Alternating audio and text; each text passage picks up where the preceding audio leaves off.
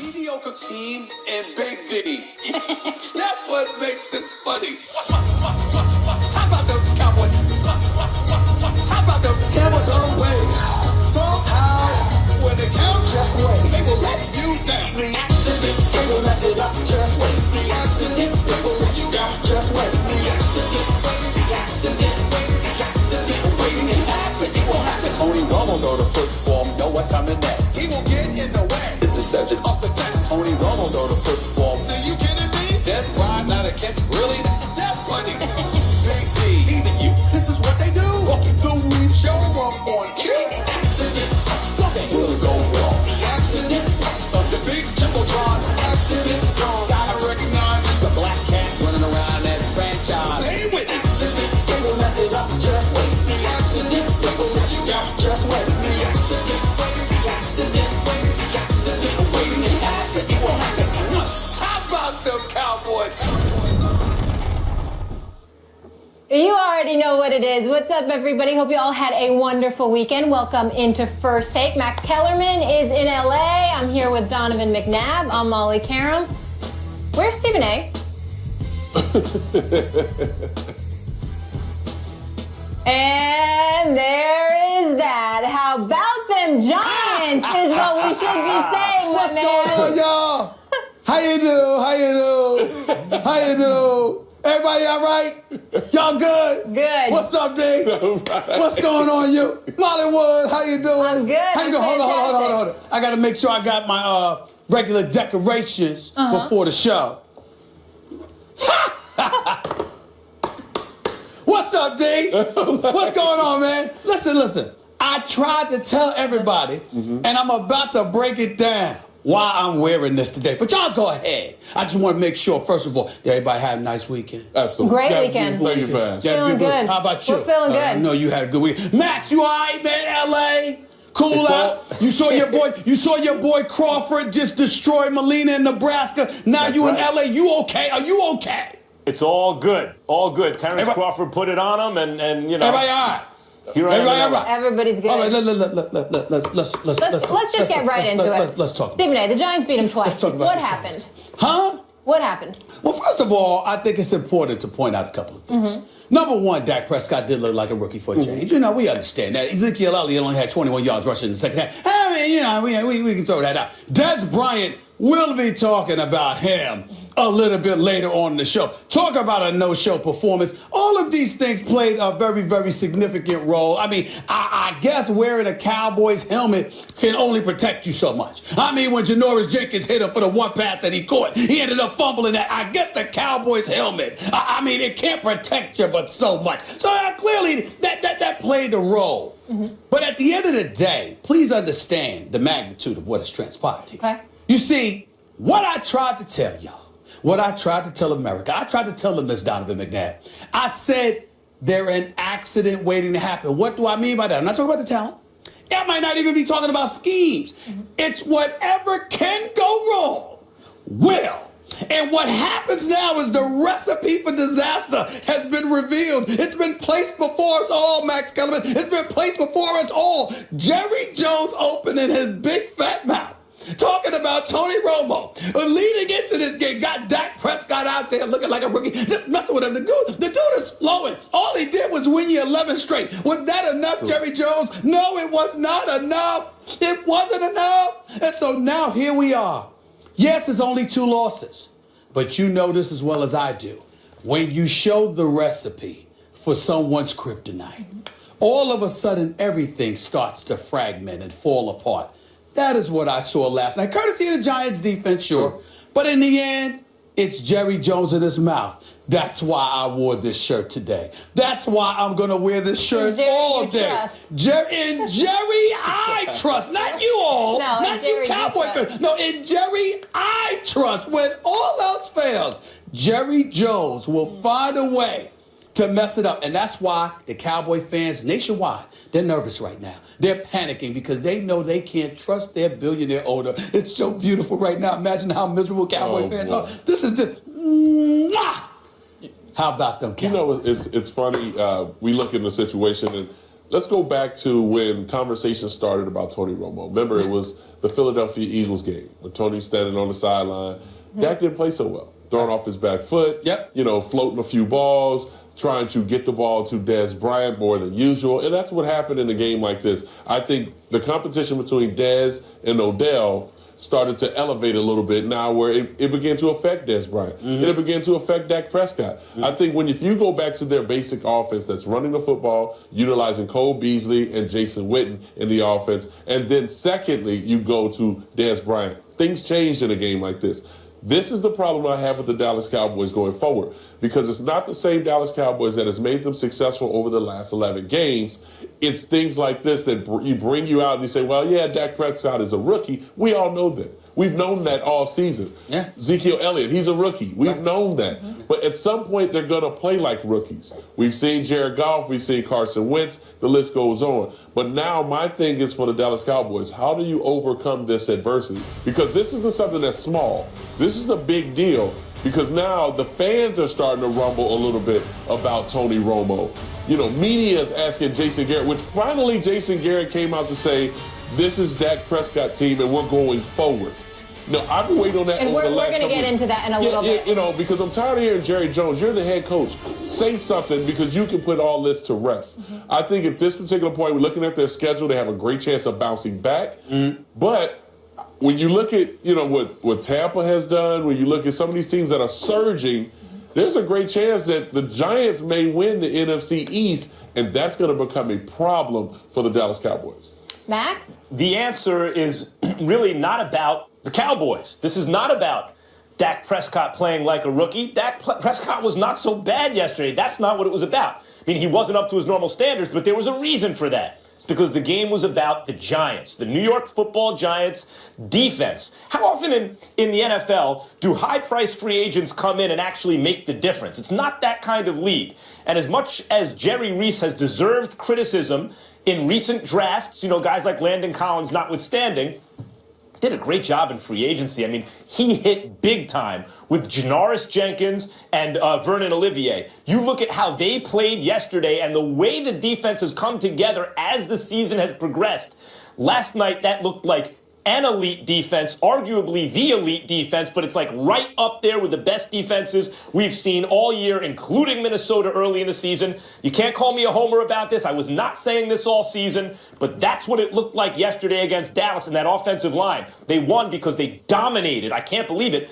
Dallas's offensive line, and when you combine that with the fact that they have the best receiver in football, which I've been trying to tell people for a couple of years now, and Eli Manning, who's a clutch quarterback, you have the best version of a puncher's chance for the Giants, and that's what happened to the Cowboys yesterday. Max Kellerman, second time the Giants have beaten them. Max. You saying a lot of stuff there that well, don't make no right. You have to wait till We're trying to ask you a question. We're trying to ask you a question because it don't make sense. First of all, Dak Prescott didn't play bad. 17 for 37, 165 yards with 2 interceptions. He didn't play bad?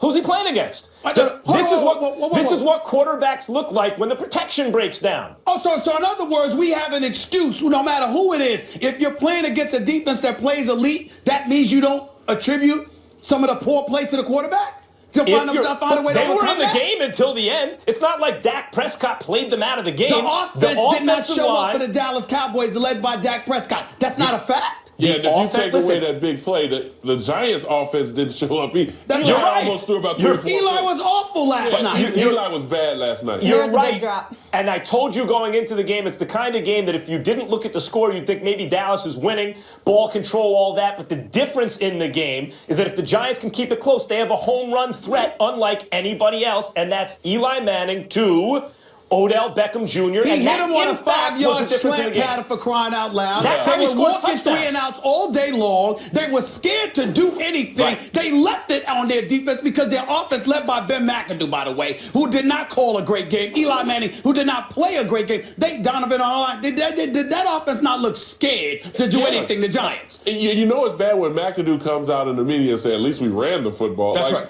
I mean, your running game is awful. That means your quarterback was not efficient. And then, you had an explosive play with Odell Beckham, but you take that away, the game is still in Dallas's hands.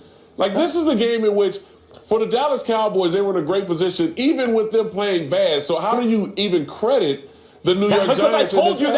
I told you that was going to happen before the game. You didn't tell anybody that the offense was going to be awful. My prediction was the Giants, Eli is playing behind the 8 ball from the start because the Giants have no running game, but the defense has been getting better, and if they can keep the game close, Odell Beckham represents a home run threat unlike any other. You're right and about that could be the difference in the game. You're right about that. You're right about that, but you're acting like Eli Manning had a good game, and he did not. No, he didn't. And by the way, neither did Dak have a good game. But Tom Brady doesn't always have good games. He has bad ones sometimes. Russell Wilson does. See what just happened. The best quarterbacks in the game, the best quarterbacks of all time, Peyton Manning, Dan Marino, whoever you want to say, sometimes they have a stinker. And you know when that usually occurs? In a divisional rivalry game, when their offensive line protection breaks down against a really good defense. Fine, just don't sit up there and say that Dak Prescott had a good game like you started off saying. I didn't say he had a good game. You said he wasn't that bad. He was bad. Right. Yeah. They were in the game at the end. But it doesn't take away from the fact that he was bad. He did not have a good game. Thank you. And yet, by the standards of bad games, they had a chance to win. So I wouldn't be selling stock on Dak Prescott right now. Let's focus in on Dak in that situation. You know the saying, no one is more popular than the backup quarterback. Just ask the man in charge, Jerry Jones, and Jerry Stephen A. Trust. With Dak struggling a bit yesterday, the Tony Romo whispers have begun, and so have the questions. Jason Garrett, your thoughts?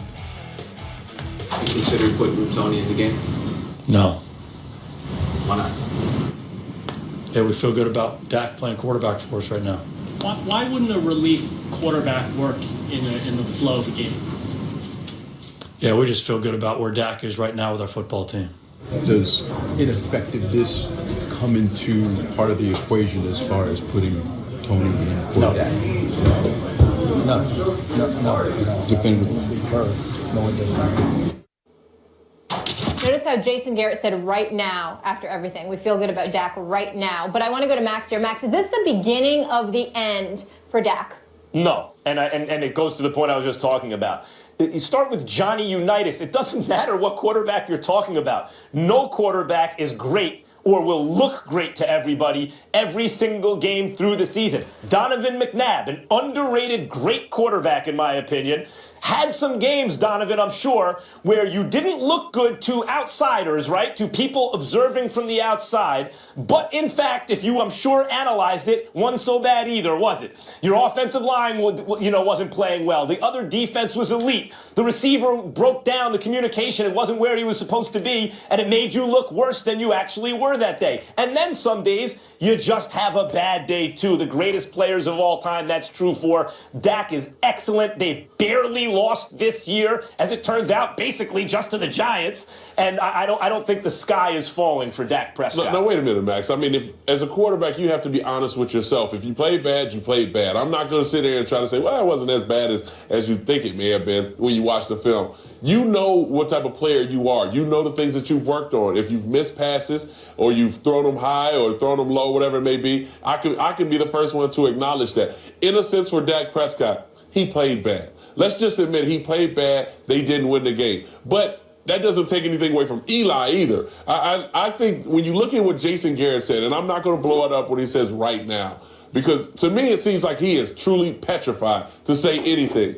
This is the problem that I've had with the Dallas Cowboys. Preach. You are the head coach. You have to be the one who set the tone, not Jerry Jones, the owner. Guys may run into Jerry Jones in the hallway and be able to communicate with him a little bit about maybe contracts, what's going on with the team, whatever it may be. But for the guy standing in front of that auditorium, talking to me to get me fired up about playing the Giants for the second time and being able to redeem ourselves in Jason Garrett, you have to stand in front of the media and say, our starting quarterback is Dak Prescott. We're going to go as far as Dak Prescott takes us, not the backup Tony Romo. The problem is with this whole Tony Romo conversation, it's going to put more pressure on Dak Prescott. It's going to put more pressure on the whole offense when things don't go well. But Jason Garrett can put it to rest if he just step up and say, Dak Prescott is our guy. But we're going as far as he takes us. But he won't step up. He won't step up. Even Jerry Jones in the locker room looked like he was afraid to hurt Tony's psyche or something. Let's call it what it is.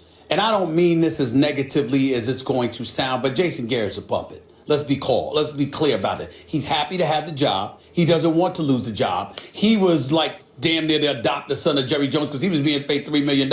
He's being paid the same as the head coach Wade Phillips was being paid when he was the head coach of the Dallas Cowboys. Right. He was the heir apparent. So now we transition that level of affection, that family type atmosphere, that brotherhood, that father-son relationship rather. You take that and you transition that to Tony Romo. And what do you have? You have a situation where everybody's being sensitive, but we ultimately must adopt and fully embrace what the desire is here. The desire is, and this is why the Dallas Cowboys are dancing better than the late Gregory Hines, God rest his soul. This is why they're tap dancing like this. Because what they can't say and what they're striving to disguise is their desire that Tony Romo be the one that steps up in there. They have never supported Dak as much as they should have.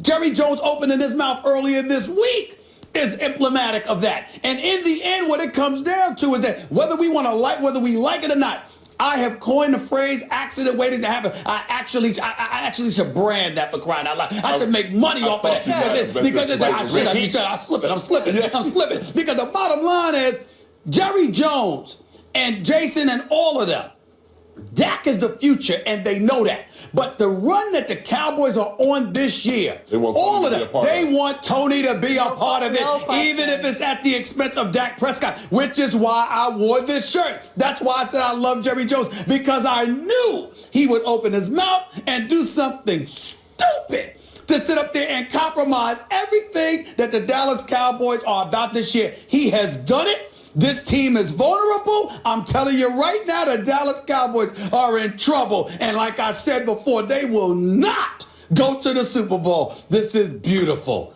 beautiful.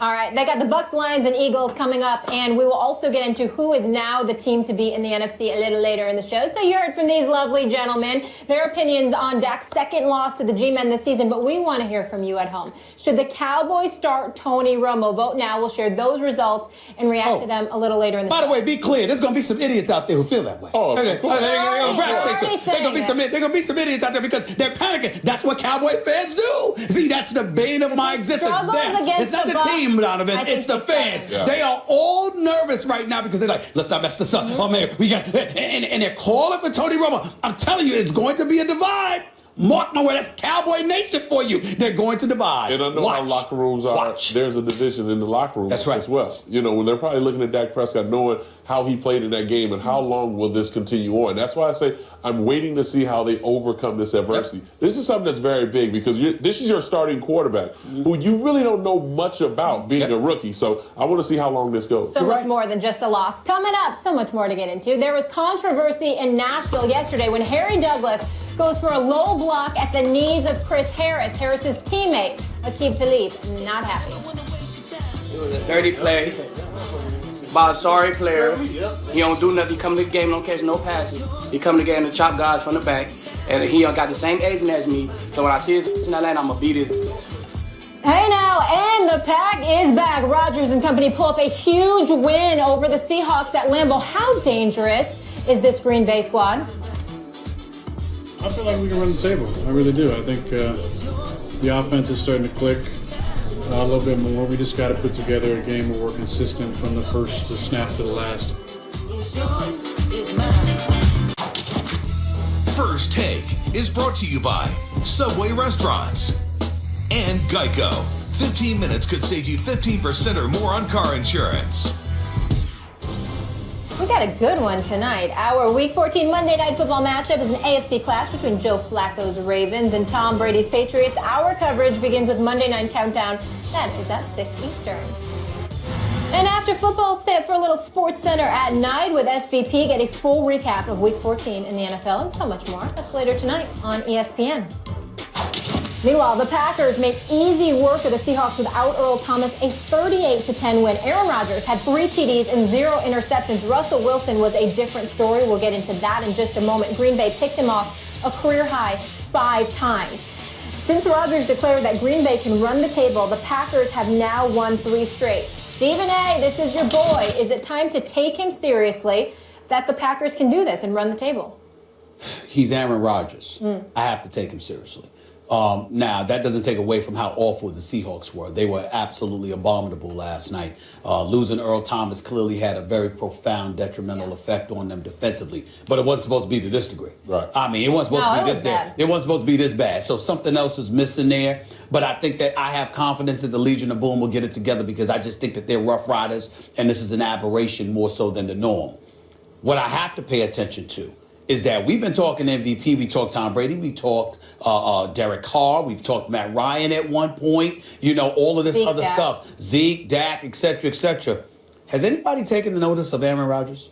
I mean, I'm not saying they're going to win. Numbers. I'm not saying they're going to win because they got 6 losses on the season. Don't get me wrong.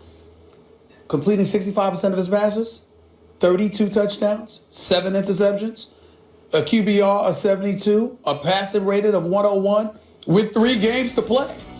I mean, this is MVP kind of stuff. Yeah. And so the bad man that he is, that everybody was talking about, brought up his brother on The Bachelor, talking smack about his own sibling. He should be ashamed of himself. You got everybody trying to get into their personal life. They start bothering his woman, Olivia Munn. I mean, everywhere he went, Aaron Rodgers being bothered. And all he's done is ball. All I'm saying is, you got Chicago, you got a home game in Minnesota.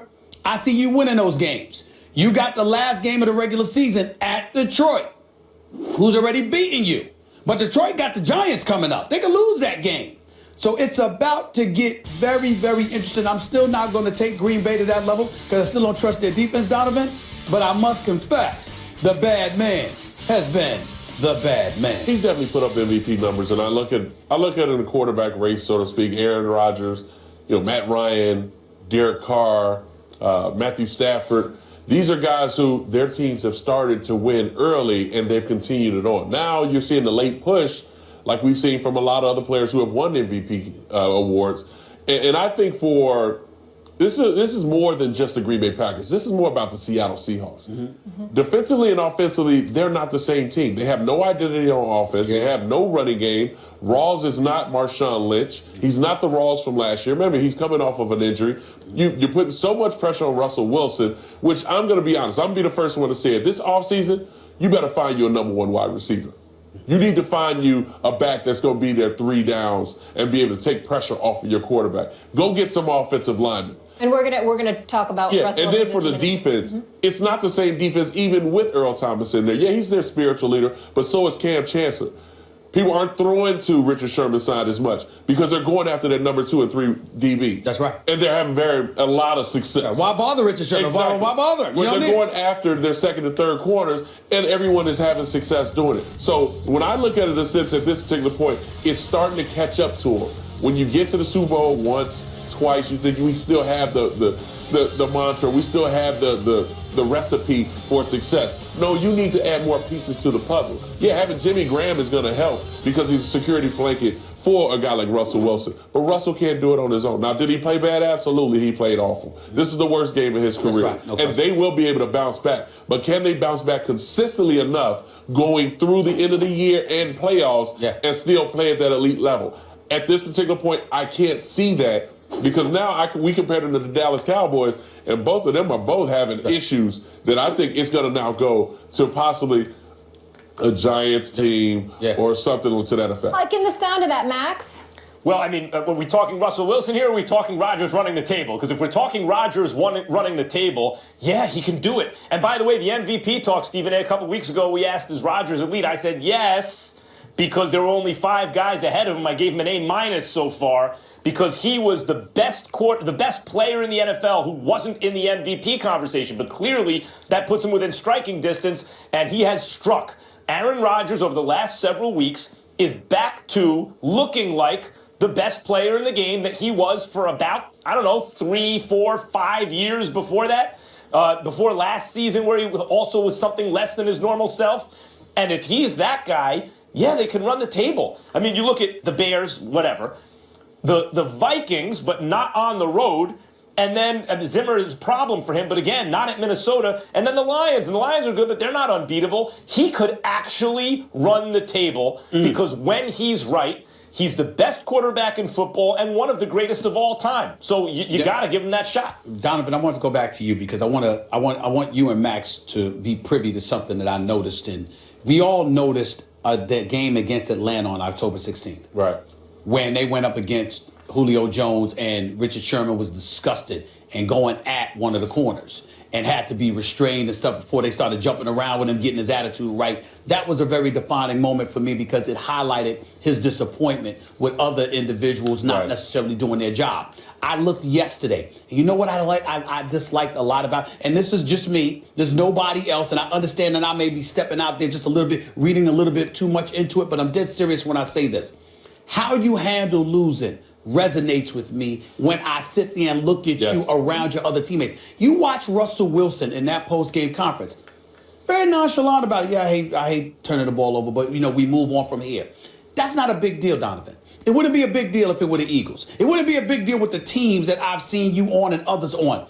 But this particular team, with the mental makeup that they had, one of the reasons why we talked about the Legion of Boom was because they were fierce. And I remember Cam Chancellor and the Richard Shermans and others of the world, they used to talk about beast mode. Yeah. And the kind of attitude that he infused in the rest of the dudes just because he was the way that he was. And I'm seeing him gone, whether it's Christine Michael, whether it's Rawls or anybody else. You're not getting that now. And so now the face of your franchise, particularly on the offensive side of the ball, is Russell Wilson, who no doubt can play at an elite level at times. But at the same time, that attitude, when you stink up the joint, even though there were passes that were dropped and the ball with interception wasn't his fault, when you have experiences where it's clear that you should be visibly disgusted and you don't have that, I kind of think that with that particular team, that works against you. What do you say to that? You're reading too much into it. Okay. You know my attitude. Okay. Yep. One thing you don't want to do, especially going through the media, is now all of a sudden banging on podiums,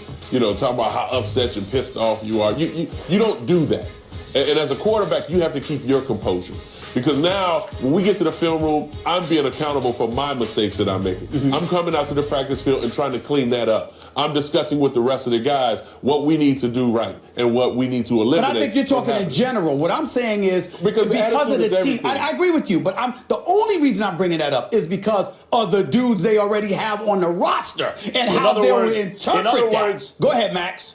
Yeah, in other words, that given the chemistry of the team and the attitude of the team, Russell Wilson's attitude, which is normally good, hey, it's no big deal, may not jibe in that locker room as well. I disagree with that. I thought Russell Wilson handled it perfectly. Yes. First of all, I know 5 interceptions is a bad game. At least 2 of them that I can recall went off a guy's either hands or shoulder pads. Those weren't on Russell Wilson.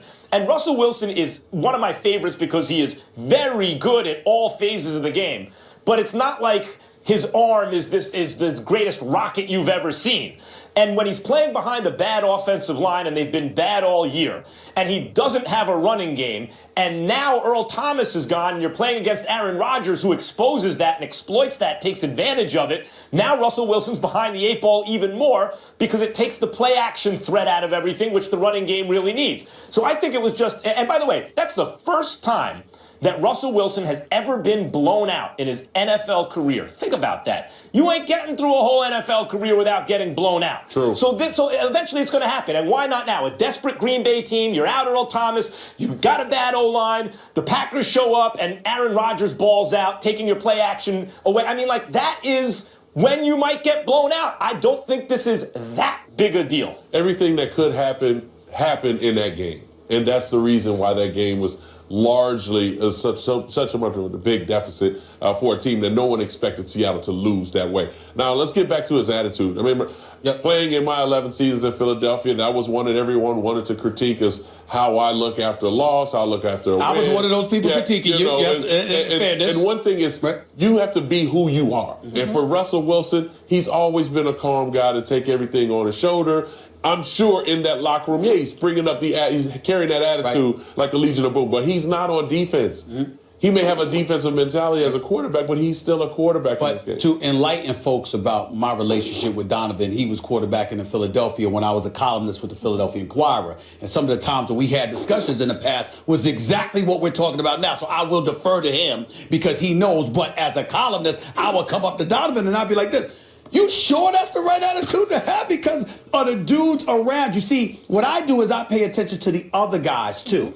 I'm not saying that he was ever wrong for doing what he did or Russell Wilson's wrong. What I'm saying is the mental makeup of the troops around you and your ability to galvanize them is something I think plays a role from time to time as it's dictated to some degree by your attitude. But again, I could be wrong because I don't know. But that's on the outside looking in. I used to question him about that all the time. Am I right? And as a quarterback, you can't go into the media and call people out. No, I wasn't saying that. You can't go out and say our offensive line. I'm talking about himself. I was talking about himself. But for himself, yes, he's taking it on his shoulder. But you just don't see that attitude right now. I'm sure when he gets home, he'll talk about what happened. And when he watches the film, he'll realize his mistakes and get it cleaned up for next week. Okay.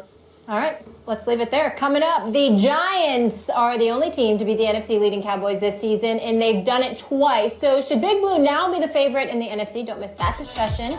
Coming up, and Harry Douglas is stealing headlines after this low block on Chris Harris led to a huge issue yesterday. But was this play dirty? It's not like he ain't see me. He was looking right at me. So, I mean, it is what it is. I mean, they got upset with it, but if they watch film and they watch me play, they know that's what I do. That's if they watch film, though.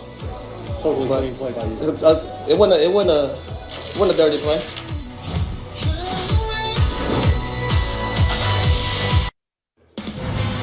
We've got a special NBA doubleheader on Tuesday night at 8 p.m. Eastern. Karl Anthony Towns and the T-Wolves take on Jimmy Butler and the Bulls. Then Russell Westbrook and the Thunder taking on Damian Lillard and the Blazers. But how about yesterday? Tennessee is now sitting pretty tight for first in the AFC South, but things got ugly in the win over Denver. In the closing minutes of the first half, Broncos cornerback Aqib Talib and Titans wide receiver Harry Douglas got in a post-play shoving match that ignited in a near brawl, folks. Talib appeared to be retaliating for Douglas, his low block on cornerback Chris Harris Jr. one play earlier. Let's hear from those two, Douglas and Talib. It's all just football. Everything football to me, you know what I'm saying? So it was a run play, and me and Chris was looking at one another in the face, and I cut blocked. I mean, it's not like he ain't see me. He was looking right at me. So, I mean, it is what it is. I mean, they got upset with it, but if they watch film and they watch me play, they know that's what I do. That's if they watch film, though. Totally clean play by you. It wasn't a dirty play. It was a dirty play by a sorry player. He don't do nothing. He come to the game, don't catch no passes. He come to the game to chop guys from the back. And he got the same agent as me. So when I see his in that line, I'm going to beat his So that's how you really feel. Stephen A., you think it was a dirty hit? It absolutely was a dirty hit. I don't care what anybody says. I don't give a damn what the rule book says or anything like that. Aqib Talib is absolutely right in terms of it calling a dirty play. And here's why I would say that to Harry Douglas. I don't know Harry Douglas personally. He's been in the NFL for about 7 or 8 years. He's on his grind. He went to college at Louisville. You're 32 years old. You're a grown man. Don't talk to me about rules and what rules allow. You sit up there and you got a cornerback, a contemporary within the National Football League. Y'all are away from the play and you literally dive at his knee. That is not something that you do. I don't give a damn what the rule book says. You know, as a human being, there's certain things that you don't do if you don't have to do it. You weren't in a tussle. You weren't in a melee. You weren't in a pile, a scrum. It was just you and him. He's away from the play. He's not anticipating anything, and you dove right at his right knee. That is a dirty play. It is unethical. And as far as I'm concerned, I want to see what the National Football League Max is going to do, because I think that Harry Douglas should be suspended immediately for at least a game, and he should have himself docked a game's pay. Not to just mention that, it's also important that the NFL does that, because the NFL would certainly not hesitate to fine somebody or suspend somebody if something like that harmed the players according to what they're concerned about. If they're protecting themselves about potential lawsuits with concussions and beyond, look at what they've turned the game into. Look at what they have folks watching out for. They're encouraging individuals to be hit low because you want to avoid high hits at all times. So if you really, really care about player safety, don't just come to me with the head shots. Come to me addressing cheap shots like that, because it was a cheap shot. The only last thing I'd like to say is Aqib Talib, be cool. Because even though you're right, the fact of the matter is you don't need to be threatening to beat as you know what when you catch him in Atlanta. Anything that goes down between y'all from this point forward in a physical level that's off the field, I'm automatically going to blame Aqib Talib. Why? Because you just went and publicly threatened the man. You don't have to do that. Be cool. It ain't worth it. Chill out. Just relax. But Harry Douglas deserves to be fined, and as far as I'm concerned, he should be suspended for 1 game for that hit. That was a cheap shot. It was Bush League. I don't give a damn what the rule book says. That was a cheap shot. It was Bush League, and he should be suspended.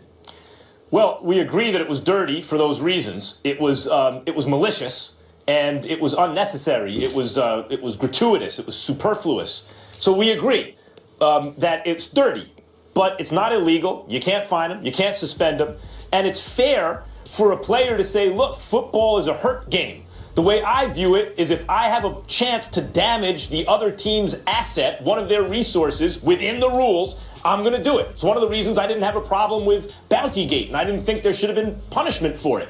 It does matter that it's in the rules or not in the rules. Not morally. I disagree with you saying ethically. I think, and not to split hairs here, but I suppose we have to. There's a difference between ethics and morals if you really do want to split those hairs. Morally is what's right and wrong based on empathy. Let me put myself in that person's shoes and see if I'd want that done to me. Come on, it didn't really affect the play. You didn't have to do that. But ethics is about a standard of behavior based on rules. And the rules in this full contact sport protect him here. Chris Harris was pursuing a runner, was running away from his own goal line, was not being blocked by anyone else, so it was a legal block by the rule book. And I don't see how you can fine or suspend a player for a legal block. Now, we agree it was messed up. I mean, it wasn't a chop block by definition, but it was messed up because he meant to injure. But you know, again, that could, so therefore it was mean-spirited. It was malicious. But one can approach the game of football from the point of view that you can play it with malice, that you can look to injure the other player if it's within the rules, that gives you an advantage. After all, when you're going now you and I both agree you're trying to mess with a guy's career. That's messed up. But you know, Lawrence Taylor used to put that shoulder down and crack the guy in the small to back the quarterback. What do you think was on his mind? Probably severing the guy's back from the rest of his body. That's the nature of the game. If it's within the rules, maybe messed up, but it's actually not unethical by definition, and I don't see how you fine or suspend him. Well, I'll tell you how. I'll help you see it. When a quarterback gets hit low, that play is supposed to be definitively wrong, and you get fined or you get suspended or whatever the case may be. But on several occasions, we've noticed instances where intent comes into the equation. Now, obviously, it's very subjective, it's very arbitrary, and we understand that. But someone's intent matters no matter the malice that comes associated with a particular sport, Max. So what I'm saying is this. Again, if you were in a scrum and that's what you decided to do, that's what comes with the territory because you're Chris Harris Jr. You got to watch yourself. You're in the middle of that. You are away from the play. Y'all are jogging at that very slow place. So what I know you agree that it was messed up, but what I'm saying is that elevates the intent portion of this conversation. Well, what I'm saying because is when we look at a Harry Douglas, and we could see so easily that because he was away from the play, his intent was of malice, and the NFL says that they care about player safety. You can adjust and modify your rules to some degree in a particular instance to say, excuse me, we know that's the rule, but you were clearly dirty in that one. You're going to pay a price for that. I think they can do that. The defense could be, yes, I'm trying to hurt him. This is football, and I'm allowed to try to hurt someone within the rules. And that's the point. But they could subjectively decide that your malice intent is of such a nature that we need to address it so we can discourage other individuals from following suit and doing the same thing. Not retroactively. They can do that. That's not fair. They can. It's not fair to do it retroactively. Well, it wasn't fair to do what he did, but he did it. Suggesting so the NFL should legislate that in a full contact sport, even if you do something, they already do. within the confines of the rules, if we determine, are we now living in a world where in the NFL it's not okay to try to hurt your opponent? Well, yeah. Well, Max, you trying to tell me you sit up here and you haven't questioned some of the rulings on the part of the NFL, considering the violent sport? You haven't questioned anything? Yes, but that's from a misapplication of the rules, or my belief that a rule should be changed, not retroactively punishing a guy for playing within the rules. Max, hold that thought. Let's get a former player. We got Ryan Clark in the house here. Your thoughts on this? Well, everybody's right. It's within the rules, right? So legally, you can do that. I've been in competition committee meetings probably the last 3 or 4 years, and this has come up. And it's something I've tried to get out of football. We remember back to... First, let me ask you, was it dirty? Yeah. Okay. Yeah. But even though that's the question, that's not the point. Okay. Right, so there's two different things. The question is, was it dirty? It was dirty, right? And that's why it was handled the way it was handled. If I'm the producer of that game, if I'm in charge of the cameras, I follow Harry Douglas on the next play, because when it happened, when he cut Chris Harris, I said to myself, they're going to fight in the next play. Because that's what I would have did. If I was Chris Harris and I wasn't hurt, I would have fought him on that play. Because I went to every competition committee meeting and said, you guys have to stop this. You remember back to Eric Berry, when he got his injury, he was cut downfield. The problem with this play is though it's within the rules, it's unnecessary. Right? They're away from the ball. Mm-hmm. Both guys are jogging. You can see him set it up too. Stand up tall, high, and then shoot his kneecap. So I try to never speak to intent. But looking at this play, there's only one way to read it. You weren't trying to make a play to allow your runner to advance, because Chris Harris wasn't moving toward him. The problem is this block is legal. He hit him. He was in front of him when he hit him. It's a legal cut block. It's not a chop. I have one question for you. There's nothing we can do retroactively. I do believe there's something you can do. Why? Because the NFL has religiously gone about the business of reviewing plays and then reaching a decision. Half the time, I wouldn't say half the time, but a lot more often than not, play rulings that you find as a former player highly questionable. Right. So what I'm saying to you is that couple that, Ryan Clark, and I'm asking the question here. Definitely. Couple that with this. As a guy, competition committee, players union, you're very much entrenched in all of this. Have you not found yourself in situations where you look at the NFL and they say, okay, this is according to the rule, this is legal, but the NFL has still made a ruling that you deem relatively questionable? Yes, definitely. But the one thing that the NFL always has when they make those rulings is an explanation within the rules. Okay. So what I'm saying is, if they decided to look at this and say, okay, we want to find him, it was a malicious intent, we don't like the way it works. Same league that talks about safety, though. It goes against player safety. Talks about safety. There is nowhere in the rule book other than saying, we think you had malicious intent and it was unnecessary, right, and we're fining you. That's all I'm saying. So now, wait. That's what I'm saying. So when that happens, even though D. Smith and the Players Association will all say we want Chris Harris Jr. to be healthy, we want the game to be played fairly, they're going to have to defend him. They're going to have to appeal it, because within the rules negotiated by the CBA, but you can't. But let him go through that process of having to defend himself, so you can discourage other individuals, right, because they may fear losing their money. Right, but now we double talk ourselves, because we get upset as a union whenever they do this, and we feel like we're right. Right, we feel like it's not within the rules. The CBA doesn't state it. We've negotiated one thing and then go away from it here. We can't do it. All right, we got a lot more to get into on First Take and with this man. Good to see you, Ryan Clark. After balling out recently, Bryant was shut down in the Meadowlands, and this late fumble was a huge part of the Cowboys' loss. So is Dez worth the money? Don't miss that discussion. Plus, a gazelle running from lions. That's what it feel like. You're running for your life. So you just got to know that, and you know, sometimes a gazelle get caught, but there's some pretty quick animals that get away every now and then.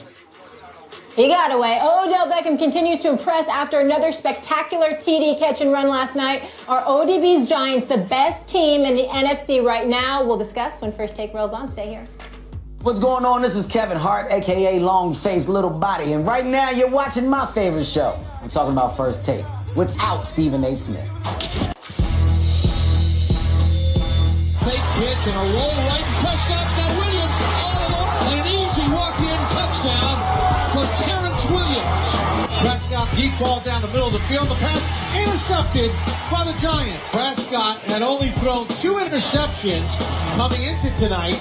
He's thrown 2 tonight. Manning back to throw. Just one left. Odell's got it on the run. Breaks free across the 40. He's to the 30. Foot race 20. 15, 10, 5. Touchdown Giants. 61 yards.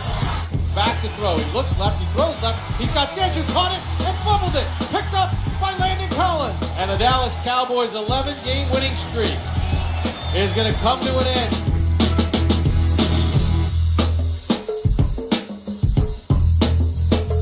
Hello again. Welcome back into First Take. The New York Football Giants, without JPP, defeated the Cowboys for the second time this season, snapping their 11-game winning streak. It was the Cowboys' first game this season with 3 turnovers, and they held Dak Prescott to under 200 yards. The G-men are now 2 games behind the Cowboys at 9-4.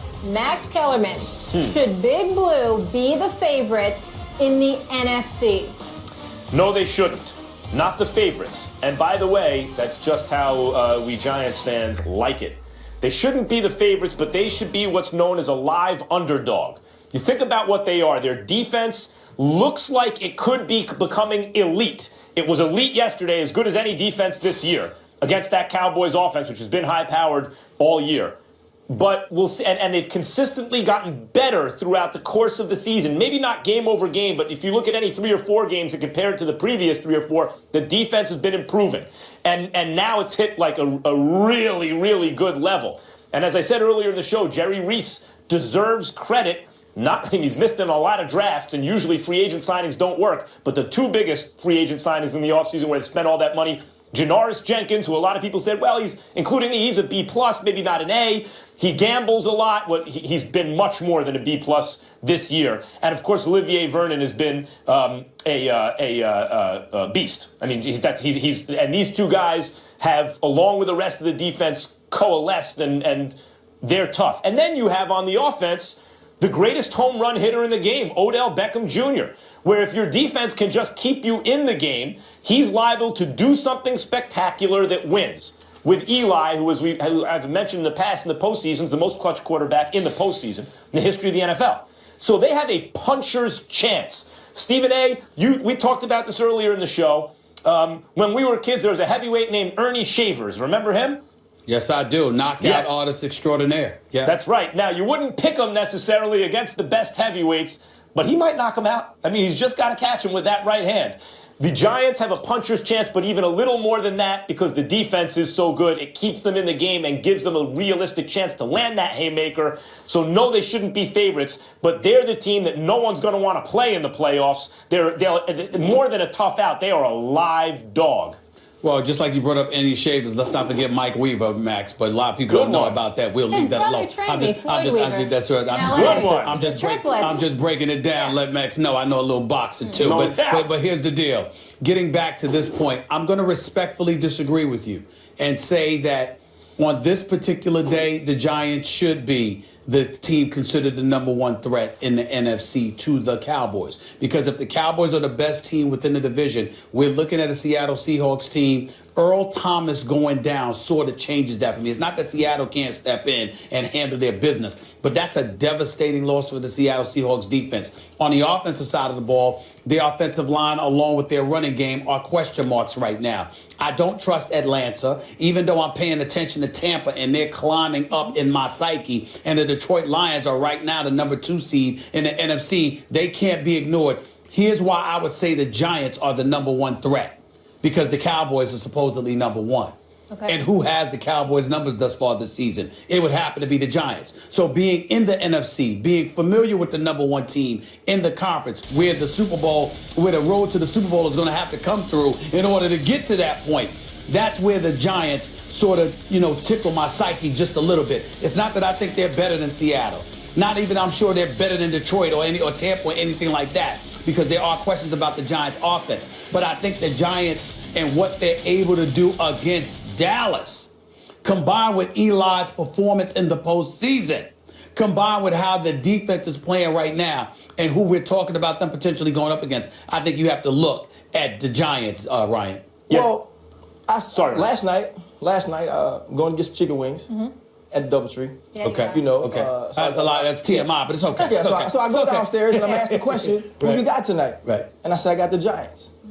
Not because I think the Giants are the best team in the NFC. I think they're the best matchup for the Dallas Cowboys. So it's like when Chris Weidman beat Anderson Silva, right? Yep. Anderson Silva was unbeatable. And Chris Weidman beat him, and I said to myself, he won't be a champion like Anderson Silva. Somebody will beat him. So just because you can beat the team considered the best doesn't mean you're the best team. Now, if we look at what the Giants have done, you look at they beat the Dallas Cowboys and they beat the Baltimore Ravens. Everybody else they've beaten, if you give us 8 more people and we play both ways, we can probably compete with them, right? So they haven't beat a lot of teams that are competing to win a championship. We have to see them do more. You have to see them go on the road, which it looks like they will have to do if they can't catch the Dallas Cowboys and beat good football teams. Beat the Baltimore Ravens while they're in a losing streak. You go to Pittsburgh last week to have an opportunity to show the 6 wins in a row for real, and you lose again.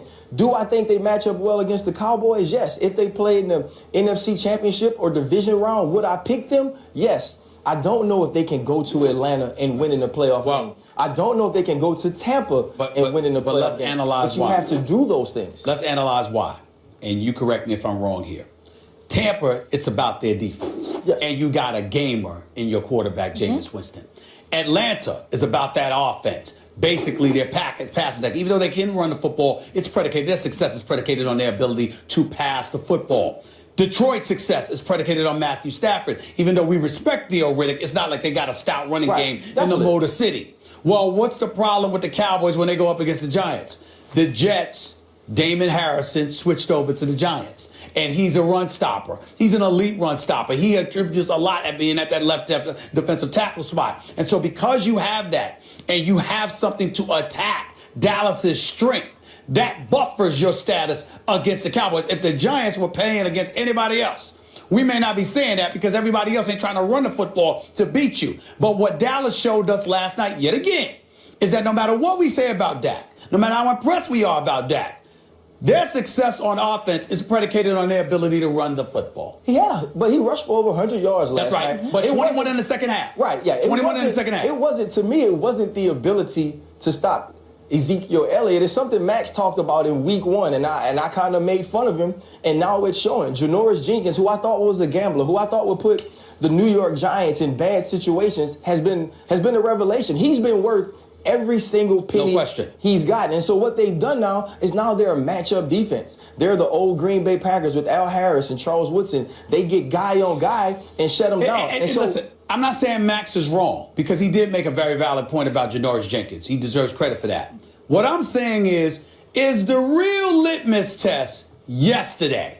Because when I think about Janoris Jenkins, and Janoris Jenkins can ball, I got nothing but props. And Dominique Rodgers, Kamari Handlers, and Eli Apple is going to be special, I believe. My point is, I don't know if I'm willing to go as far as you're going until I see them brothers go up against an elite passing attack when it counts. Well, listen, what I'm saying is that's why I'm saying it's this team. Got it. Right? That's why I'm saying it's when they match up against the Dallas Cowboys, they match up well. Max. And also the fact is, what I like about that matchup is the Giants have a problem protecting Eli. He has to get rid of it in 1.5 seconds or he's crushed, right?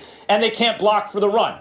But when you're playing Dallas, you can give the ball to Perkins, because Dallas doesn't get pressure. They actually have a very good run defense, but they don't get pressure. So that kind of takes away the real issue for the Giants, which is the offensive line weakness. That Eric Flowers has to hold on every play because he's beaten on every play. But if you can't get pressure, you're playing into to the Giants' hands. So I agree with you, Ryan. It's a good matchup. The Giants, Dallas is a good matchup for them. And in terms of the other teams, though, Seattle's not unbeatable. We just saw it. We'll see if the Packers even make it into the playoffs. When you bring up Tampa and Atlanta, they're good. I wouldn't say they're better than the Giants. They're all about the same. I probably like the Giants against the Falcons and maybe even against Tampa, although they've been very good recently. I don't see any world beaters in the NFC, except for the Cowboys, who the Giants match up with. All right, so we talked about Janoris Jenkins being worth the money. I want to talk about another player and if he's worth it. So this season, all we've been hearing about is Dak and Zeke, but not much Dez. Dez was held to 1 catch for 10 yards, slipped on a pass intended for him that was intercepted, and also had a crucial fumble late in the 4th quarter. In their 2 games against the Giants this year, Bryant had 2 catches for 18 yards. Max Kellerman, is he worth the money? Oh, yeah. Dez Bryant is a home run hitter. I just described Odell Beckham as the best home run hitter in the game. But Dez Bryant is a home run hitter. That's what elite receivers are. And he's also, in many respects, a good teammate and being kind of discredited for being a bad teammate, which I think is strange, considering how he's always supported his teammates and, he's too demonstrative on the sidelines. Yeah, because he's exhorting everyone. He wants them to win. And he usually balls out, had a bad game yesterday. He reminds me of, not as good, but like T.O., but not as good. Yes, he is worth every penny. Max Kellerman, maybe he is.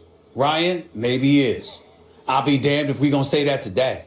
Not after that performance last night. We ain't saying that today. Now, I'm not saying, again, I want to emphasize, I ain't saying that Max Kellerman is wrong. Right. Dez is my man. I got nothing but love. I mean, he's a Cowboy, but I still got love for Dez. But there is a legitimate argument to be made that Dallas Cowboy fans should petition the number 88 being stripped from his body, and he shouldn't be allowed to play. Allow me to go there. Allow me to go here. Stay with me. I'm totally open to being corrected after I say what I got to say, because I got nothing but love for Dez. Okay. Not today. It's not about your numbers. It's not about the fact that you were targeted one time, only caught one pass, and the one pass you caught, you fumbled because Janoris Jenkins stripped you. It's not even about that. Did you watch Dez last night?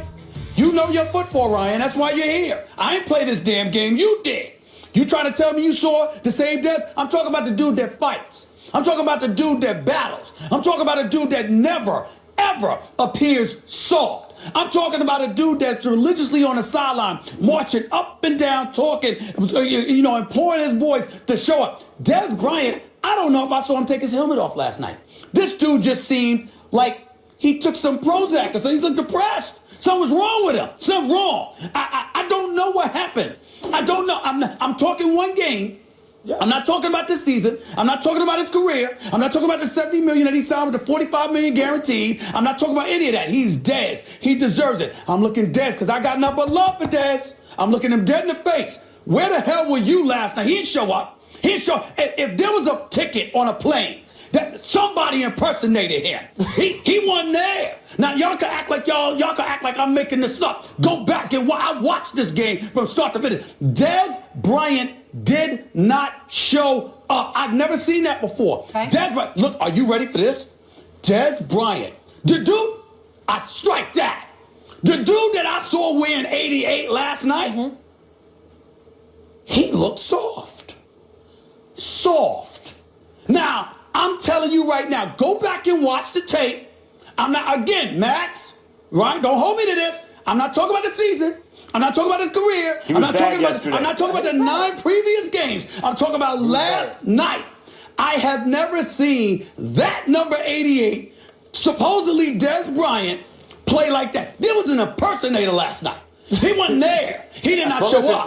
He did not show up. I agree. I'm not defending Dez Bryant. Dez Bryant had a bad game yesterday. Now, if you take it to mean was he worth the money yesterday? No, he wasn't. But the thing about football is everything you do comes down to whether or not you had a bad game. Can come down to 2 or 3 moments. He had 3 bad moments. Here's the issue. Okay. Wide receiver is the most dependent position in football, right? Earlier this season, when we were talking about Odell and his struggles, and I came on here and said, it's more Eli to me. Because if you give Odell the chances in the right situation, he's going to make plays. You trying to say that happened last night? Can I finish? Go ahead. Dez Bryant is a combat football catcher. He's not a great route runner. He's not a speedster. He's a guy that when it's the ball's in the air and it's a 50-50 ball, he comes down with the balls. Last night, Janoris Jenkins didn't allow him to do that. Dak Prescott didn't give him the opportunities to do that. Now, if you look at the play on the slant, he slipped. Janoris Jenkins beat him. It wasn't Dez Bryant not trying to make a play. It wasn't Dez Bryant not trying to work. He was beaten. Last night, Janoris Jenkins was just a better player. I did not question his effort. I never said that. Well, listen. I said to you, I used the word soft. I said that it was soft effort. Max, zip it. Wait a second. You two, you gotta stop. Y'all gotta stop it. Y'all gotta stop. When you call someone soft, you're questioning the effort. I'm not defending. You question that. I'm not defending I'm not defending his play from last night. What I'm saying is he was beaten. Janoris Jenkins was better. Janoris Jenkins is a tough matchup for him because he's strong and he's quicker and he's faster. So the things that Dez Bryant does to muscle smaller defensive backs, he can't do. It's a terrible matchup. Also, Dak Prescott didn't throw any balls on point back shoulder. I saw him give him opportunity. You didn't see Dez Bryant giving up on a couple of routes? No, he wasn't giving up. At no time. He didn't give up on any route. He was at any route. Yeah, he ran some lazy routes. He didn't run any lazy routes? Do y'all some lazy routes. Time out. Do y'all Yesterday. not watch all the games? That's not different. If Dez Bryant is on a post route and the guy has him top shoulder, he doesn't finish. Let's not talk about it like he just did this last night. Okay, but listen, we missed those things. You know why we missed those things? Offender. But you know why we missed those things? Because on those same days, he catches the touchdown. On those same days, he has 6 receptions. So today, since we didn't see him make those other plays, now we're critiquing things we see every week. Couple of things. I'm glad you brought up the question about, do y'all not watch the games? I'm going to ask you about that when you open your mouth about some basketball. Because, see, NFL ain't the only thing I watch. I actually watch everything. But that's okay. That's all right. To me, everything. To me, everything. I don't get, excuse me. I got news for you. Plenty of people look at the ratings, number one and number two. Number more importantly, I don't get to come up here and just talk NFL. But that's all right. That's okay. The point that I'm trying to make to you is this. Dez Bryant did not run every right. And you're right about that. But in the end, all I'm saying is yesterday, that was an impersonator. I expect more from Dez Bryant. It better not happen again. He shouldn't be allowing that to happen. Fire him up. Come on now. I do That's all I'm agree he has saying. to play better. That's my love. I mean, you can't be looking like that. That was bad. Microwave world, man. One game. We asked you guys earlier in the show, should the Cowboys now start Tony Romo? The results are in, and 73% say no, but 27% are saying yes. Your Steelers, gentlemen. We know you love Jerry Jones today. Rung the bell yesterday. Le'Veon Bell running all over the Bills in Buffalo yesterday. Are the Men of Steel now the best team in the AFC? Find out next. And Rex Ryan's Bills fell below 500 after the loss on Sunday. How much time does Rex Ryan have in Buffalo? Le'Veon Bell running all over the Bills defense on Sunday by the tune of a Steelers franchise 236 rushing yards. That is a Steelers franchise record. Bell's performance overshadowed a tough game for Ben Roethlisberger, who threw 3 INTs in a game for the first time in over a decade. The Steelers improved to 8-5 with the win and move a half game in front of the Ravens in the AFC North. Max, what was your takeaway from the Steelers win over the Bills? Well, listen, it's no surprise. I'm not going to try and get fancy about it. Le'Veon Bell. Look, Ezekiel Elliott gets a lot of credit this year running behind that amazing offensive line, and Ezekiel Elliott is an excellent player and rightfully talked about as even an MVP candidate this year. But it says here that over the last 3 seasons, including this one, when he's on the field, Le'Veon Bell is clearly and by far the best running back in football, and that includes when Adrian Peterson was balling last year and the year before. It includes Ezekiel Elliott this year, even when Gurley was coming on last year. Any other running back you want to point to, when Le'Veon Bell is on the field, he is number one. It is not close. You can line him up anywhere. He can catch passes like a wideout. He's a great runner. I mean, look at some of these runs. Patient, explosive, an amazing player. When I think about the greatest running backs I've ever seen, if his career doesn't have the longevity or he's not available every game as some of the other guys have been, he will be to me like what Gale Sayers was to a previous generation. All I know is when my eyes were on him, that's as good as I've seen. When I think about the Steelers,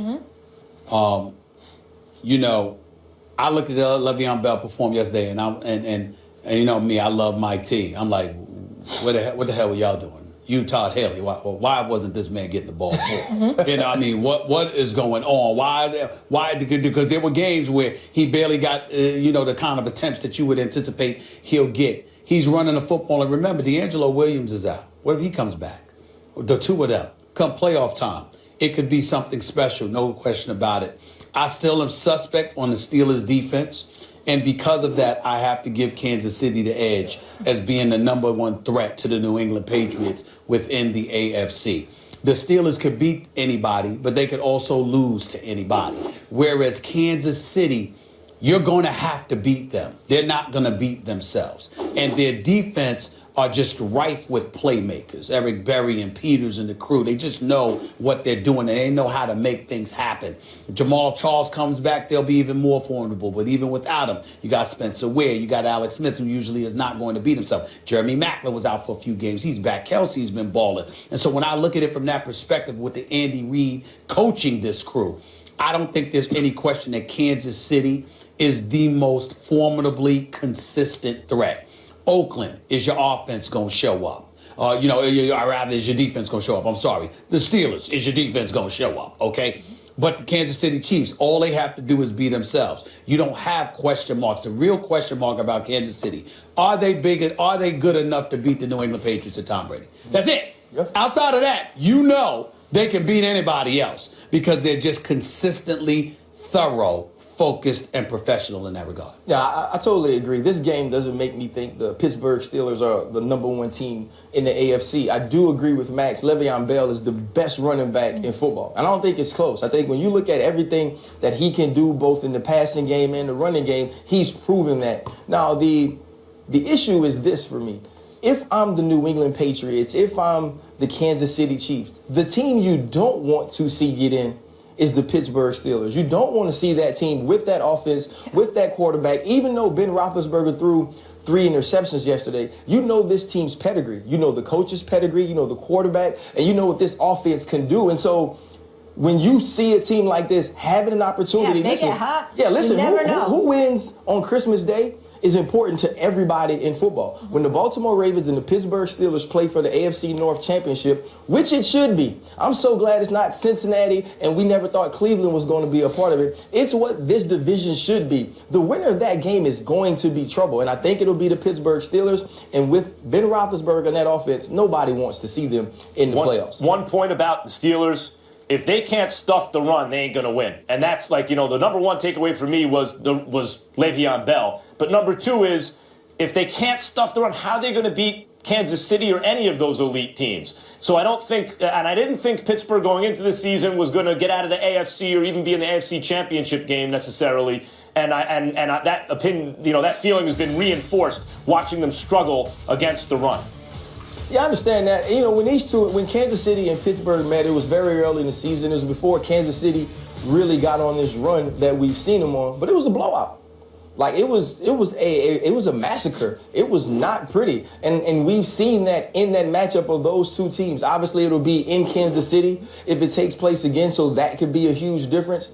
But this team matches up well against everyone as far as being able to put up points. And you know this, Matt, more than anybody. Styles make fights. And so depending on the matchup, the Steelers can be a tough team to beat. And Stephen A., you mentioned Mike T., of course, your former coach. With the win, Mike Tomlin won his 100th regular season game and is the third straight Steelers coach to reach 100 wins. As for the Bills, a lot of turnover there. If he wasn't on the hot seat already, he's feeling the heat now. The Bills started the season 4-2, but since then have lost 5 of the last 7 games. Rex Ryan, what's up with the job situation? Guys, I'll promise you one thing. It's the first I've heard about a rumor about it or whatever. Well, I never did until you guys just said something, so that'll probably tell you how true it is. I don't have any idea, guys. I mean, I'm just got through putting everything into a game that we just got beat, and we'll put in everything we have moving forward. But to answer questions, about anything else, about, rumors or anything else, I think is ridiculous. Stephen A., does Rex got to go right now? Yes. Rex Ryan needs to go right now. I take no pleasure in saying that because I happen to like him. But the reality of the situation is that you're in a results-oriented business, and the results speak for themselves. I'm looking forward to Rex Ryan working for ESPN in the near future. He's great on TV. Or being a defensive coordinator for some other team. What he has no business doing is being a head coach in the National Football League. The only complimentary word you can say about Rex Ryan is that he's not Jeff Fisher. That's it.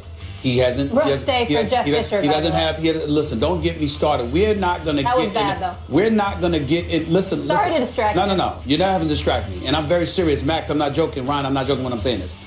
The only reason I didn't come in today and talk about Jeff Fisher, it's because my mama asked me not to. Man, cut it out, man. I'm not playing. I'm not playing. I'm telling you, my mother watched me go off on Jeff Fisher last week, and she said, Steven, stop. Be nice. That's the only reason. Now, Hear that, I promise players? Hear that, players? You want to get to Stephen A. Listen. You want to make them stop? That's right. You gotta call mom. Max has seen me around my sister, around my family. He knows how much I love my family. My mama asked me to do it. I promised I wouldn't do it today. I said nothing about tomorrow. But today, I'm going to let it pass. Because Jeff Fisher is an absolute... You said today. I'll let it go. Okay, let's stay focused. Let's stay with Rex Ryan. Let's stay with Rex Ryan. Rex Ryan will finish this season 6 consecutive years missing the playoffs. There's the same dude that said he wasn't there to kiss Bill Belichick's ring. There's the same dude that in his introductory press conference when he took the Bills job, is the mic on? It's about to be on. And we gonna go to the playoffs and all this stuff. He bloviates a lot. His results are small. It is time for a change. And bottom line is this. They got to make a decision about Tyrod Taylor. And clearly he wants to keep Tyrod in there. The executives, Doug Whaley and others, would like to go in a different direction because they don't want to owe Tyrod Taylor $27 million next year if he gets injured. So the bottom line is you might have to get Rex out of there. It's going to save them in a variety of ways. Rex Ryan, not so much Tyrod Taylor because I don't know about that. But Rex Ryan is clearly proven he has no business being a head coach in the NFL. In the years that Rex Ryan and Tyrod Taylor have been together, they have never come back in a game. And I'm not saying come back in the fourth quarter. If they are losing, at any point, they Never. lose. At any point. Never. They lose. At any point. All right, look, guys. And that's not a good thing. Go ahead, Max. No, go ahead, Ron. Sorry. What Rex Ryan has shown us, though, and what we've given him the opportunity to show is he can't coach all of football. That's right. And that's why I agree with you, Stephen. A defense coordinator, he can do that. He is big time at it. But he hasn't learned how to develop quarterbacks. He hasn't learned how to develop offenses. And we've seen that after the first 2 years with the Jets, the steady decline in his record and also his offensive production. He needs a strong offensive coordinator. Look, right. But you have to be able to locate that, man. You have to be able to project who can be a strong offensive coordinator and let them do their jobs. Rex Ryan is a solid coach, and the Bills have they've been irrelevant for a generation since Marv Levy. I mean, when was the last? They're actually a relevant team now in this sense. They're a tough out. Week in and week out, you don't know what they're going to lose. You see a team has to go to Buffalo, play the Bills, or they just got the Bills on the schedule. You go, that's a tough game. So how's he solid?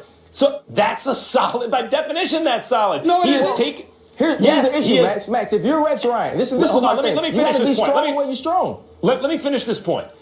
That the bad franchises are the ones who keep turning over head coaches. Now, with the exception of someone like Jeff Fisher, where everyone agrees, bad franchises just get rid of coaches if the going gets rough, or even if they don't achieve their ultimate goal, which in the AFC East, with Bill Belichick there, you're not going to achieve your ultimate goal most years, or maybe any year.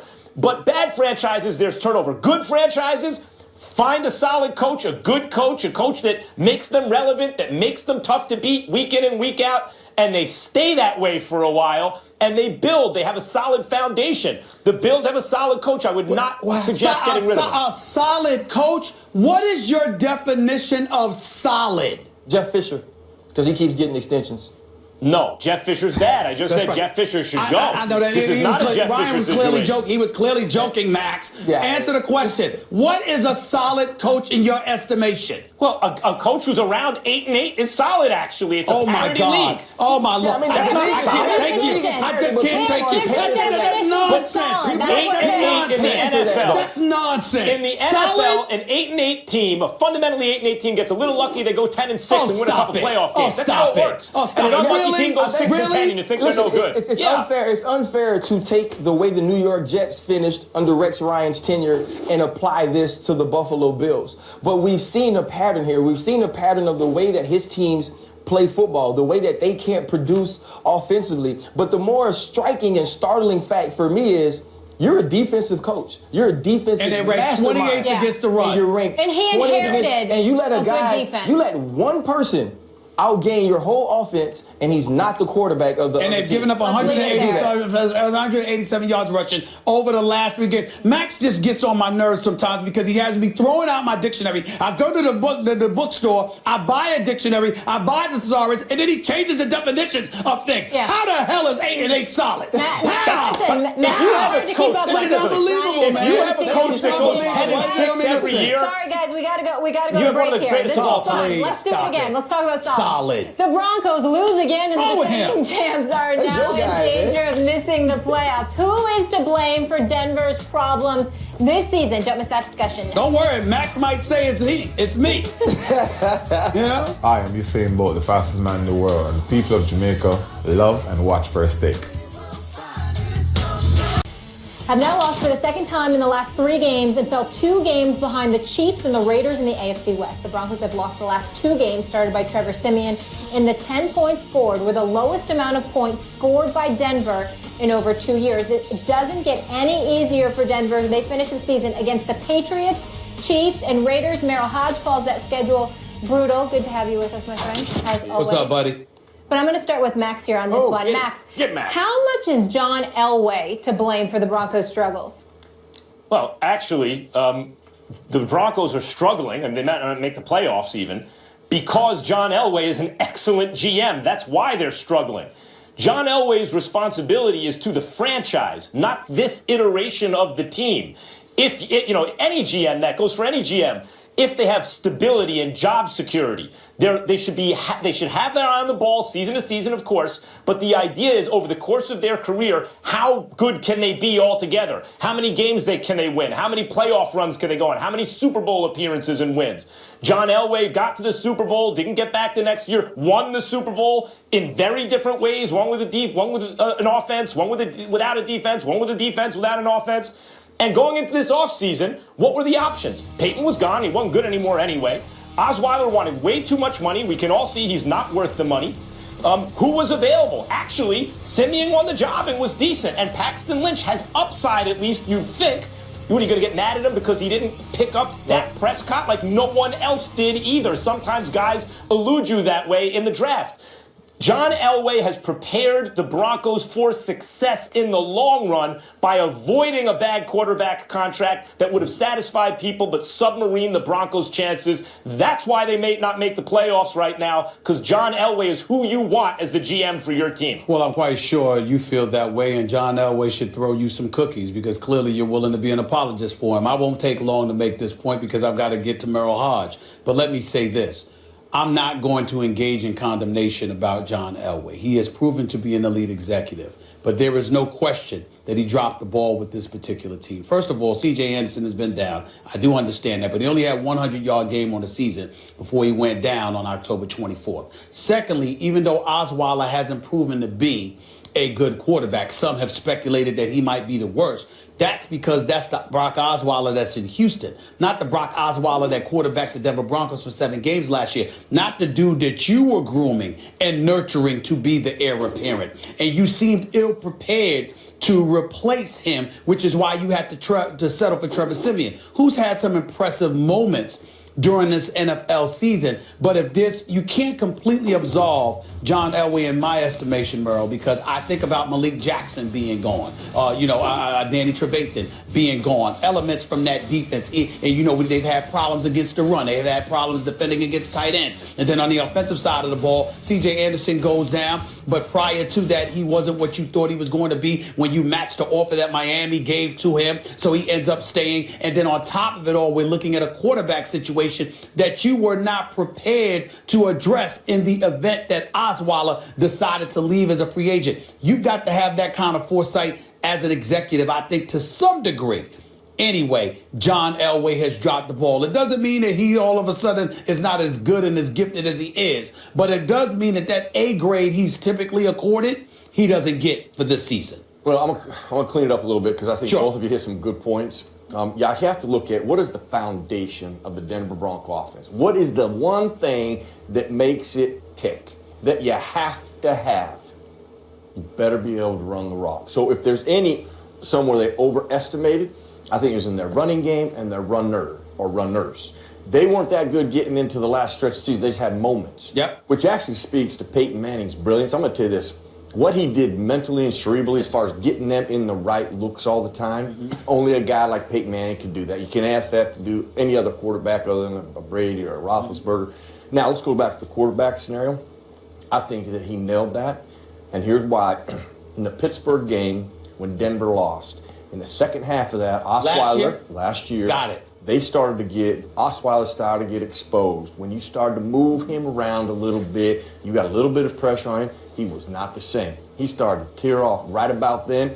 Denver knew what they had there. So, rightfully so, he did the right thing, and they got the right quarterback there. Even though they brought all the guys in it, they got the right quarterback. And Merrill. Where they missed it, though, was their offensive line and their runners. And that's the thing that makes that's the hinge. If that hinge doesn't work, I'm telling you, you can't run their offense. And I want to address the quarterback for a second because Elway had a great comment in the offseason. When they were negotiating with Osweiler, he said, look, I don't know why there's not a middle class of quarterback. Not everyone's either a scrub who you don't pay at all or a franchise player who gets, tens of millions of dollars a year. Why can't there be a middle class? That was a strong message to Osweiler. Look, you're maybe our best option. We'll give you some money, but you ain't a franchise guy. Meaning, like, if you have Osweiler, you're still looking.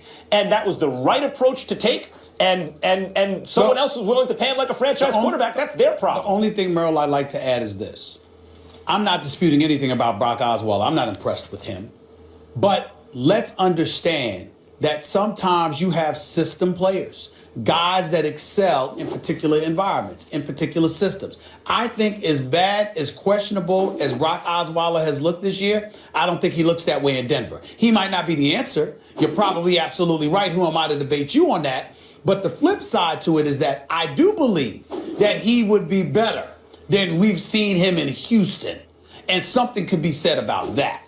I disagree. I think you'd see the exact same guy you're seeing in Houston. Really? And he would not. Simeon has played much better than Osweiler would have played in that circumstance. Okay. All right. Where they missed it, offensive line. I'm saying better than what you're seeing. I'm not saying better than Trevor. I'm saying better than what I'm seeing from him in Houston. I think you see that in Denver. Wow.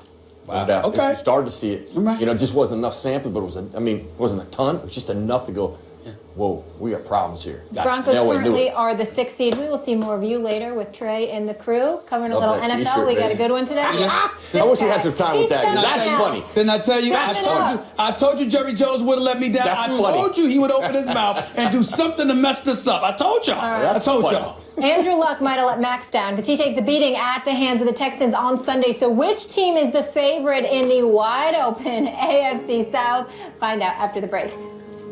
I don't want to think about it. I want you to love me now. After a loss to Houston yesterday, Andrew Luck and the Colts fall one game behind both the Texans and the Titans in the AFC South. Houston and Tennessee face each other the last week of the regular season. Max? Yep. Who's going to win it? The AFC South. The Titans are going to win the AFC South, and I was disappointed in Andrew Luck yesterday because I thought that he'd have those key moments where he'd win games like that, have good enough stats by the end of the season, get his team to the playoffs, and maybe win the MVP, actually, like coming from behind. But that was the kind of game he needed to make those plays. He didn't. I think the Titans have the best shot to do it. Oh, so does that mean that Andrew Luck's not going to be your MVP, Max Kellerman?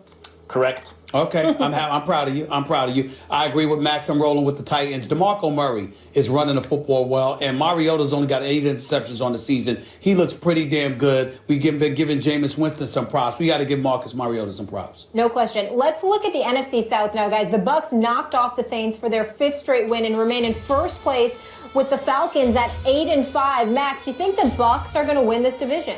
I do. I think that their defense is really coming around. They kind of remind me of the Giants right now, actually. Defense gelling at the right time, and they got a money quarterback. There's something about Jameis Winston. Has that Ben Roethlisberger thing. Big, just athletic enough, big arm, leader. Guys like to play with him, comes through in the clutch. I like the Bucs. I'm going to go with the Atlanta Falcons. Okay. Even though I've been very impressed by the Bucs and their defense is stout, there's no question about it. Offensively, I'm wondering what Tampa's going to do. I don't have any questions about Atlanta's offense. When I think about their schedule, San Francisco, that's damn near a bye week. Carolina on the road, that'll be tough. But they have New Orleans at home to close out the season. I'm just of the mindset that Atlanta's going to win their final 3 games, and I think they'll be able to hold on for the division crown. Both have a shot coming up, my favorite part of the show. When we return, it's time for Stephen A's Final Take. What is this man all fired up on a Monday? Find out next. First Take is brought to you by Liberty Mutual Insurance. Liberty stands with you. And Fitbit. Find yours at Fitbit.com. You are so disrespectful. He is going to fall off a cliff. Shut the hell up. That's not even close to my best. They're wrong. And I don't give a damn that they agree with me or not. You know what time it is? It's that time of the show, Final Take, where Stephen A brings us the final word of the day. Stephen A. Smith, the floor is yours. Thank you, Molly. You might have missed it, but there was actually a conviction in a criminal trial last night. A man named Cardell Hayes was found guilty of manslaughter in the shooting death of former Saints player Will Smith, along with attempted manslaughter for Smith's wife, Raquel, who was also shot in both knees following a car crash that occurred last April 9th in New Orleans. To supporters of stand your ground laws in various states throughout our country, this decision, no doubt, is a travesty. To anyone with sense and common decency, it's a tragedy. So says Will Smith's 3 children more than anyone else, who will never see or hear their daddy ever again. But the relevancy of this particular topic on this particular day isn't just about a 28-year-old who could spend the next 40 years of his life in prison because keeping it real went wrong. It's also because it's symptomatic of the times we're actually living in. Times so volatile, so haphazard, that legislators from the state of Washington are actually proposing laws that would allow those with concealed weapons to enter arenas and stadiums. In other words, bringing the Wild Wild West to a game near you. This shouldn't be the case. It should never be the case. It's time for all of us to pause and to get a grip. Forget conversations about Second Amendment rights and all the pomp and circumstance that comes with it. This ain't the Situation Room. It's not Sean Hannity or Bill O'Reilly, or any show for that matter, who'd banter about constitutional rights being on par with simply being humane and sensible. These are arenas and stadiums we're talking about here, people. Places where sports take place, where games are played, where kids from ages 5 to 10 to 15 years old and beyond come with their parents, drink soda rather, eat popcorn, root enthusiastically, then fantasize about participating in those arenas someday. What's there to fantasize about? Here, if we're talking about patriots carrying pistols, especially with concession stands, selling alcohol just a few feet away. What the hell has happened to us? It's a legitimate question to ask on a day like today, on a day when we've been reminded that Will Smith won't ever come home again, and that there quite possibly may be others to follow if we don't all come together, get ourselves under control, and be diligent in reminding ourselves there's nothing more precious than life. The kind of life you're actually free to celebrate and enjoy, that is. Not a life that's ended too early, or one spent behind bars because you couldn't refrain from the impulse of taking someone else's life over nonsense. But you spoke not nonsense. Stephen A., really appreciate your voice, strong as always, but on this subject matter, our heart goes out to the Smith family. And if you missed any of the Final Take, go to our Facebook and Twitter pages. We'll post the segments there daily. Feel free to join the conversation. You might spark some topic ideas for the guys as well, so please chime in there. And on a lighter note, don't forget, we have a big Week 14 Monday Night Football matchup. It's an AFC clash between Joe Flacco's Ravens, Tom Brady's Patriots. Our coverage begins with Monday Night Countdown. That's at 6 Eastern. We'll react to that game, of course. And then we'll also get into your Rams and Jeff Fisher. Stephen A., really strong. And I appreciate you addressing the subject. Needs to be said. Will Smith, he's 34 years old. He's got 3 children. And they'll never see their father again. Never. And, we're sitting there, and Max... And his wife's never going to wake up with her husband again. And Max has talked about gun violence and his concern about that on many, many occasions. I was actually thinking about you, too, Max, when I wrote that. Yeah, not to get too political, but when I hear proposals like the one you said was being considered in Washington, it makes me think of the movie Idiocracy by Mike Judge, which is less a prediction about the way the world is going to be. It's satire. than it is a commentary at this point about the way the world is. It's like we're living in an idiocracy. Couldn't agree more. Life is so precious, but especially addressing the gun issues. And to talk about legislators are offering, you walk into a stadium with kids around so scary. carrying arms. That can't happen. No. That cannot happen. It cannot happen. Stephen A. Final Take Strong is always looking forward to tomorrow's as well. Guys, enjoy the game. And don't forget, First Take is moving to ESPN. We're looking forward to that. That is January 3rd. We'll see you guys tomorrow. Have a great one.